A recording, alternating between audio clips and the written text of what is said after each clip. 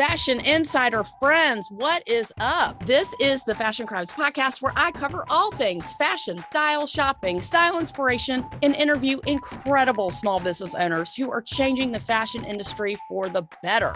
Yes, I'm the best friend you never knew you needed and the poster child for fashion over 40, and I mean way after 40. Say it with me, fashion and style are your friends, not your enemies.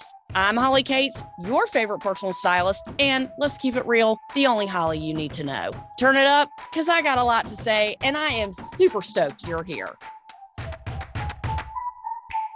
Fashion besties, what is happening, my friends? I would say it's only appropriate to commend you guys for all of the feedback and about how you guys are improving your style and getting rid of stuff, putting things in storage, and how much you resonated with episode 166, the bra fitting with my clients from Wheaton, Illinois.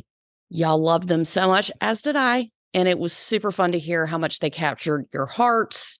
They're doing great. I've checked on them and they want me to come back out, but a date has not been decided yet. Just FYI. I hope you listened to last week's episode featuring Jeanette Goldstein from Jeanette Bras. How fabulous is she? Christine, big shout out to Christine, who got a bra fitting, and she was texting me about it and asking me questions. So bravo to her.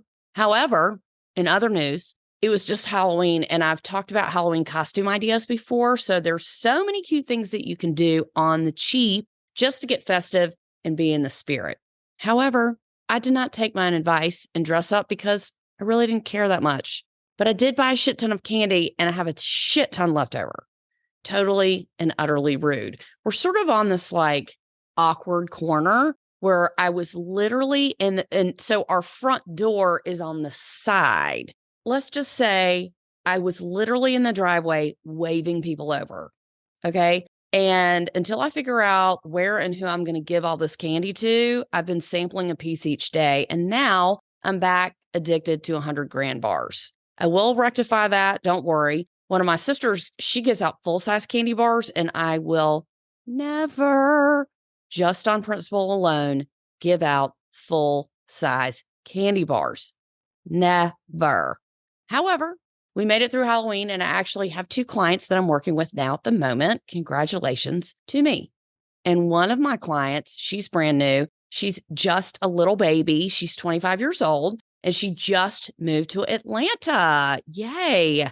Her mother actually came to the book signing in Savannah, and she totally hired me for her daughter. Loving this journey for her. She is the typical beginner, and she's got a great job, but she's wearing her clothes from college. She's a little bit confused and feels left behind, and she wants a more mature look. Not her fault because she's got really good genes, but she just looks super young. And of course, she's carrying a backpack to work. Girl, no. We had such a great time shopping, and she really started to dig it and understand that she does need better clothes. So I thought to myself, what a perfect subject to talk about this week than how to shop like a pro, especially with Black Friday and holiday shopping coming up. How to shop like a pro, like you know what you're doing with confidence and with a plan. Because that's what we did. We shopped with a plan and stayed within her budget. We were so under budget, it was like alarming. And speaking of my book that her mother bought for her, flying off the printing press at Amazon Books is Stop Making These Fashion Mistakes by yours truly. Is your image holding you back? This captivating and quick style guide, you can instantly break the cycle of feeling like you just look okay and good enough to feeling proportionate, empowered, and self-confident. It describes in detail the top fashion and style mistakes that people make without even knowing it. While learning these short style principles, you're soon going to understand why keeping your closet out of chaos, wearing the correct fitting undergarments, and dressing according to your lifestyle, age, and body type can do nothing but evolve your personal style. Getting dressed is something that should add joy and confidence to your everyday life, not bring you down. You too can have complete control over the message you're sending to the world by using style as a tool to get ahead in life. Not every day is going to be a home run, but you do have the option to opt in and dress the way that makes you feel like authentically you. This book is the first step in your style evolution to get unstuck. I can't think of a better way to make your outside match your inside with stop making these fashion mistakes. Get your copy now on Amazon.com. Just type in Holly Katz book or stop making these fashion mistakes and it will come up for you. It's about a 15-minute read and makes a great gift. Let's be honest. Shout out to my bestie, Virginia Jenny, who sent me a pic of her reading my book on the beach. Yes, super grateful to her. The number one, and I mean the number one complaint that I receive on the regular is shopping. I hate shopping. I despise it. I don't have time. I don't enjoy it. I used to love it. Blah, blah, blah, blah, blah. Here's what I want you to know. You're not alone. Most people in this world, I would say over 80% of people hate to shop. And I can tell you there are several reasons why, but here's the number one reason. You don't know what you're looking for. Now, you might be calling bullshit on that, like, hey, I'm looking for black pants. I know exactly what I'm looking for. But be that as it may, blindly looking for black pants is like going to the grocery store and saying, well, I just want cereal. You have to be a little bit more specific to get the support and the look that you need for your specific body type. If you're not sure, trying on as many pairs as possible will certainly be in your favor. However, this is time-consuming and exhausting. Ordering 15 pair to your home is tiring and defeating as well. But lucky for you, I'm going to tell you exactly what to look for, okay? If you feel like you don't know what's on trend or what's cool for your age or how much money you should be spending, or if you think that clothes are too expensive, there is a reason why things cost what they cost. There is a reason why designer brands charge what they charge on the price tag. The fabric is better, or the construction is more curated and detailed. The buttons and zippers are higher quality. The stitching is done more carefully and intentionally, so forth, so on, and what have you. It certainly does not mean by any means that you should be buying designer clothes, but what you should be buying are quality clothes over quantity that are within your budget. Unfortunately, when it comes to clothing, you do get what you pay for. But here's the facts. And using the black pants example here, the first thing you need to be looking for is the type of fabric you want. Now, if you don't know what you want, that's okay, but you should be comparing fabric from a few different brands. Are you looking for stretch or no stretch? Are you looking for something washable or dry clean only? Are you looking for a pant with a lining? How about something that doesn't wrinkle easily? All things to consider when comparing fabrics. Next is the waistband. Are you looking for a high-waisted pant, a mid-rise, or a low-rise? What kind of functionality would you like to have? Do you want buttons and zippers? Do you want a hook and eye closure? Do you care? Does it matter? Do you want an elastic waist? What do you want? Now, you need to look at the fit. What kind of fit do you want? Do you want a relaxed fit with like a wider leg? Do you want a skinny, a tighter fit, or do you want a flared leg? There's just a lot of things to look for in a garment. These are just a few. So back to my point, if you don't know how to look for these specific garment details, then you might end up with some black pants that don't serve you because they aren't as great as you thought they were, or you were shopping for price, which is a fashion crime. To keep this from happening, we're going to A, make a style plan of only the things that you need to know, which is what we did for my client, and B, look for some, if not all of the details I was just talking about in my garment construction sermon. Okay, so you're in the store, you've got a style plan, which is your list of things that you need, and now you know some crucial things to look for in a quality garment. Fabulous. Let's move on. In my opinion, I would like to propose that you should be getting 1 or 2 new things per month.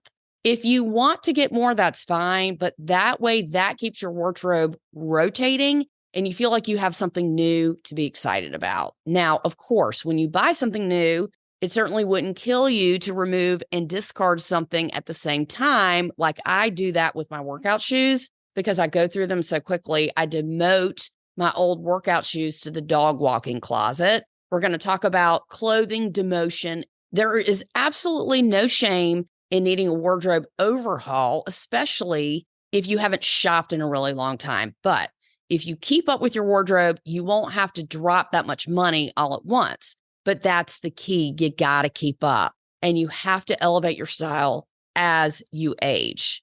A lot of people are confused about that and what that really means. So we're going to break it down. If you hate to shop, the truth is you don't have to hate shopping. There's a way that you can tolerate it without feeling like you're giving away your soul or digging ditches for shits and giggles, okay? If you love to shop and you just don't know what to get, then that's super easy. I just need to explain what you need so you aren't aimlessly wandering through the stores wasting time. We're going to start with only the things that you need and with what you should be looking for in these specific categories. Now, I do have a full wardrobe checklist, but this is a little bit different. Lucky for you, I have a Pinterest board this week because I love you and you are my best calling card. Let's be honest. Y'all are representing the fashion besties, and it's important that y'all understand what you should be looking for and the clothing that will support your lifestyle at this specific age that we are, which in my case, I've been 50 for a week now. And the AARP people are literally up my ass sending me shit in the mail, which is completely rude, if you ask me, that I get a discount at AAA, but not at any designer clothing stores. Maybe I could help them revamp their business model. I think that I just put that in the universe. So anyone out there that is working or knows someone who's working for AARP, can we please set up a meeting to discuss my needs other than a 10% discount on a fucking oil change? Sorry, not helpful. Whatever, I'll tackle that later when I figure out who to yell at. There are 7 categories of clothing you should have in your closet. Some people have more, but these are just the main bullet points you should be hitting at the absolute very least. If you don't have some of these items, now you have a style plan, so you can go out and look for these specific pieces to fill in where you are lacking. In these categories, remember, they should fit your body and make you happy to get dressed. If you have any clothing that brings you down or doesn't make you feel good about yourself, it needs to go or be demoted. The first category is elevated basics. Now, we've talked about this before, but these are clothes that are basically considered loungewear, but nicer. Yes, you can run errands in them, and yes, you can hang around in the house in them. But the key is that you look dressed. You don't look like you're wearing pajamas or sweats. You have on a cohesive outfit that works for your body type, that is comfortable yet versatile, that you can totally wear with pride. Some brands to check out for elevated loungewear are the following, but not limited to: Deo Women, based here in the ATL. I've interviewed her. Kia Tomlin, which I've interviewed her. Carbon 38, Nadam Cashmere, big fan over here, big fan. Walford, big fan. And Varley. Some examples of what elevated loungewear pieces are: think of nicer fashion leggings that you do not work out in. Rec sneakers, jersey tops, knit dresses, and maybe, like an oversized cropped teddy coat. You're not slobbed out, but you're not dressed for a date. You're just dressed and you're comfortable. Old t-shirts, sports memorabilia, sports jerseys, your kids' school swag, or trying to pass off some pajama bottoms as some real pants, that is a fashion crime.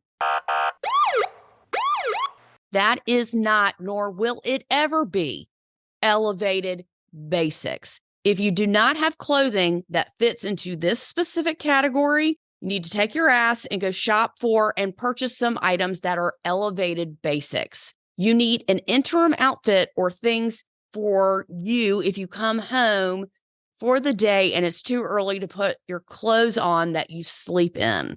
This way you're dressed, you're comfortable, and you can run out if you need to. The next category is casual, everyday clothing that you would wear out in public or to work, whether you work from home or not. This is something that you should really have the most of.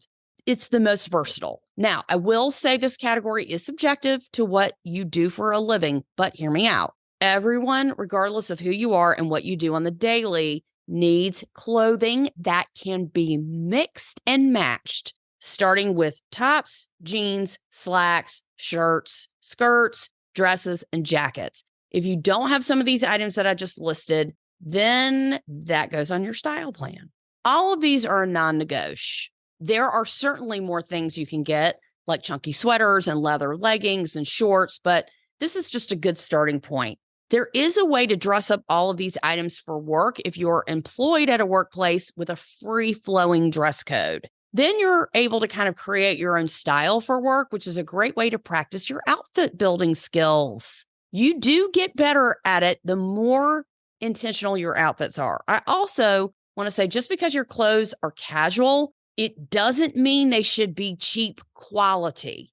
That is not what that means. Casual just means a little bit more versatile of a style that you can dress up or dress down, not skimp on quality. Now, there's a million brands I could suggest for this, but here are some of the go-tos for me. All Saints, BA&SH, Proenza Schooler, Millie, Tanya Taylor, Frame, Eero, Paris, Vince Camuto, and Reese.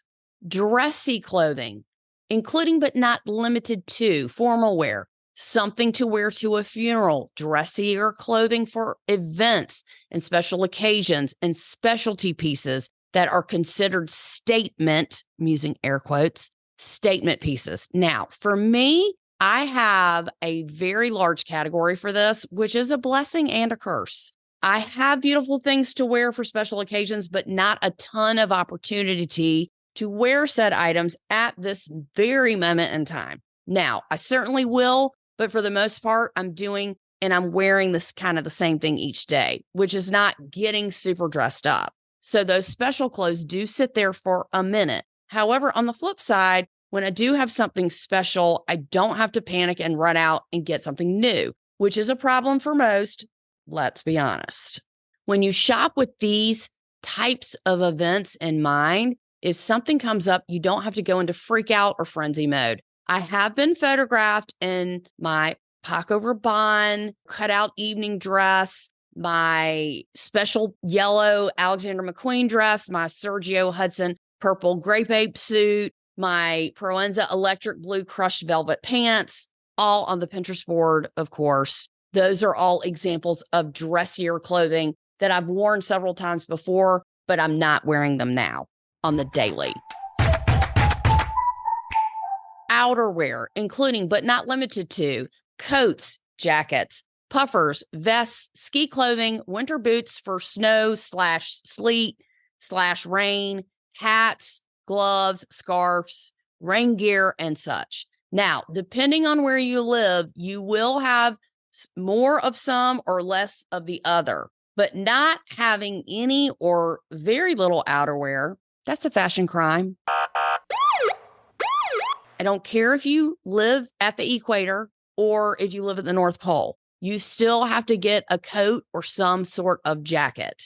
These are non-negotiable. Everyone should have a denim jacket, a few different colors. I have like 3, I think, and a leather jacket. Those are my major staples in my outerwear game. For leather, I love Norha Moore and Eero Paris. All Saints makes fantastic leather jackets. I've really been liking the styles lately of the sorrel boots. I don't know if I'm saying it right, sorrel or sorrel boots, and the Tacova cowboy boots, because we just went to Wyoming and we both got cowboy boots, me and Jonathan, and they have a lot more than just cowboy boots. So I was very impressed. They have an amazing selection, and we had a great experience at Tacovas. Accessories, including but not limited to shoes, bags, jewelry, belt, evening bags, scarves, and legwear like hosiery or tights.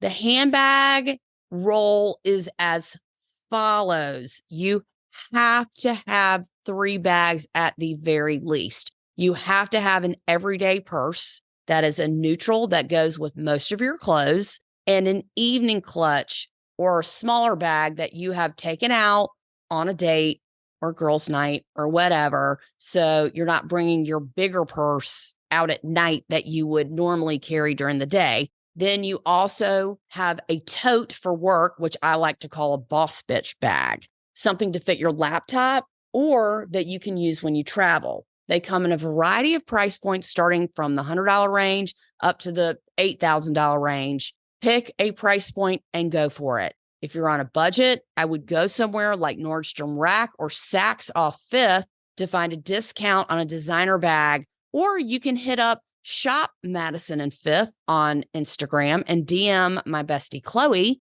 She sells all high-end luxury secondhand items and accessories. You can certainly send her a message and she can absolutely find what you're looking for. Or if you're in Savannah, go to her store and browse through her fabulous inventory. She gets brand new stuff in every single week. Undergarments, including but not limited to underwear, socks, bras, sports bras, support undergarments, and swimwear. You must have 2 categories of socks, nice socks and athletic socks. You must have 3 to 5 bras that you rotate through and the correct fitting sports bras if you exercise. If you wear a bathing suit, I don't care if you are not caught dead in a casket in a bathing suit, you should still have one that you can wear. Now, for workout clothing, you should have updated, really nice workout clothes to support whichever activity you choose, whether it's weight training or cardio, tennis, what have you. But once you do have those items that are worn to death, that you've worn for several years, the support is not supportive anymore, and you need to replace that with new. You can check out Sweaty Betty, Carbon 38, which is my favorite, and Nike, of course. They make a great workout legging. I do have to say, I'm really not mad at Dick's Sporting Goods, okay? I have been to 2 different Dick's locations in 2 different states, and I was surprisingly impressed with the inventory of the women's exercise clothes. The last category we're going to talk about is demoted clothing.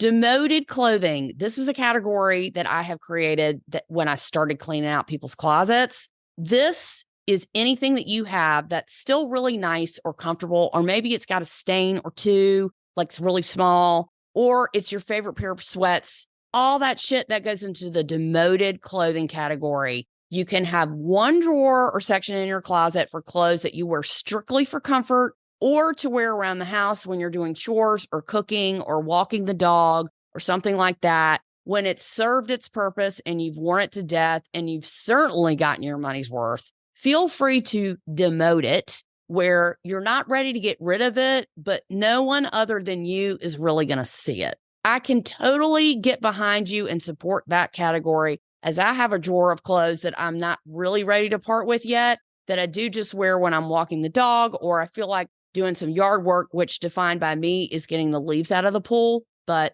anyway,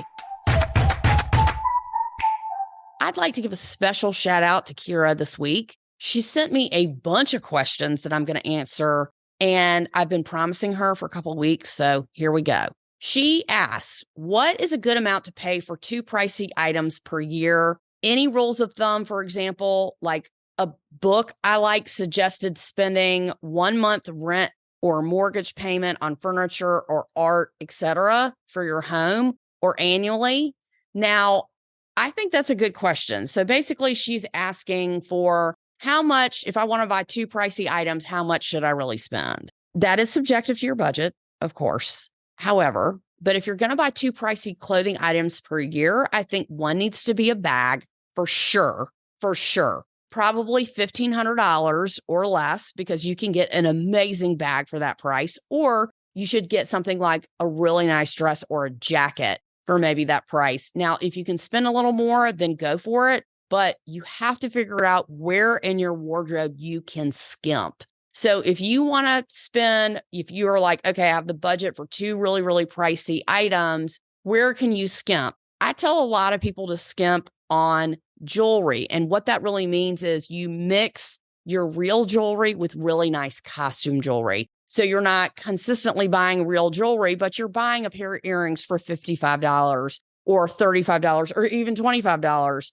and you're mixing that with your real. You can skimp there. If you like rec tennis shoes, but you don't want to pay $600 for some designer tennis shoes, you can totally skimp on that and get something a lot more budget friendly and put that money into something better, like a jacket that you can get a lot more use out of. Next question. When do you know that you need to wear a minimizer bra? And then she told me her bra size. My opinion, I think if you are above like a G, you probably need to wear a minimizer. Now, the sizing is different for different bra brands, but if you are having a very difficult time finding a bra that you're comfortable in, it certainly doesn't mean that you have to wear a minimizer all the time, but it probably would help you tremendously to get one. The next question she asked is, do sample sizes come in an 8 to a 10? If you're going to a sample sale, usually not. It doesn't mean it never happens, but the sample sales I've been to are all really small. But if you're shopping in the wedding industry, like in bridal, all of the samples are 8 to 10. Her next question is, how should men like my dad groom their bushy eyebrows? I think with him, my stepmom trims them way too much and they look kind of emasculated, left to their own devices, like they would be more like Andy Rooney. First of all, when a man gets his hair cut, here's a rule of thumb. Hair means your head, okay? If you're a guy or if you want to tell your husband this or your brother or cousin or whatever, it means your hair on your head, your beard or facial hair, if you have that. Ears, if you have ear hair problems, your nose hair issues, and your eyebrows. That's what a barber should be doing, okay? Now, if you don't know that, or if your husband or whoever, your partner or your friend is not getting that memo, hair means all hair on the head, regardless of where it's coming from, okay? Now, if your stepmom is touching his eyebrows and he's letting her, she's probably not doing a good job. So I would sort of do a little intervention on that, or maybe find him a better barber. That's my suggestion, okay? Next question from Kira is, why do you think all of one's clothes ought to be in one place versus off-season clothes stored elsewhere? Now, this is an excellent question. If you have so much shit that you have to take half your shit out and store it in the basement, you've got too much stuff. Period. End of story. Now, you need to demote some of that to the demotion category. And then if you're not ready to part with those items, you can demote it to the dog walking closet. However, you need to go through your stuff and keep the best of the best. There is no way you are wearing all of those clothes. It is physically impossible. Okay. So if you have to change out your stuff, you're not doing yourself any favors, because it's too much work. It's a pain in the ass. And then your clothes cannot present themselves to you. What if it's the middle of winter and it's a really nice summer day and you want to wear a short sleeve top? Well, if they're all packed away, you're not going to have that. So it's just a lot more work than necessary. My two clients, Nikki and Monica, their home was built in the 1930s. They have the narrowest closets I've ever seen, and I made them stop doing that. All of their stuff is ready, available, and ready to go. Well, if you go on vacation and you need your shorts and stuff like that, if it's packed away, it defeats the purpose of all of your clothes being at ease in front of you. Okay. Next question, semi-visible color coordinated Spanx, like bike shorts under a dress. Discuss. I mean, if you're wearing a black dress, yes, you should probably wear black Spanx. It's not like a hard and fast rule because no one should see it anyway. But if you're saying semi-visible, which is what you said, semi-visible color coordinated, yeah, they should probably match. If you can see it a little bit, I would definitely get the same color. Okay, those were all of her questions. Thank you, Kira, for all of that. I hope that was helpful to you and helpful to all the fashion besties out there. This has been a very long episode, but I appreciate you hanging in there with me. And I hope this helps you shop like a pro.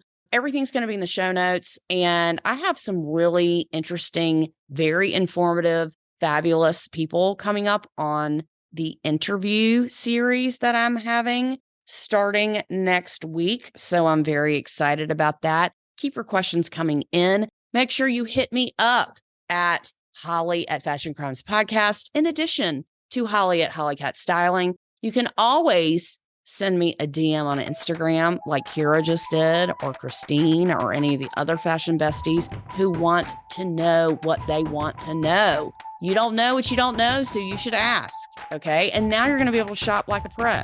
So anyway, thanks so much for listening. Y'all have a great, fabulous, fashionable week, and I'll talk to you next week. Bye.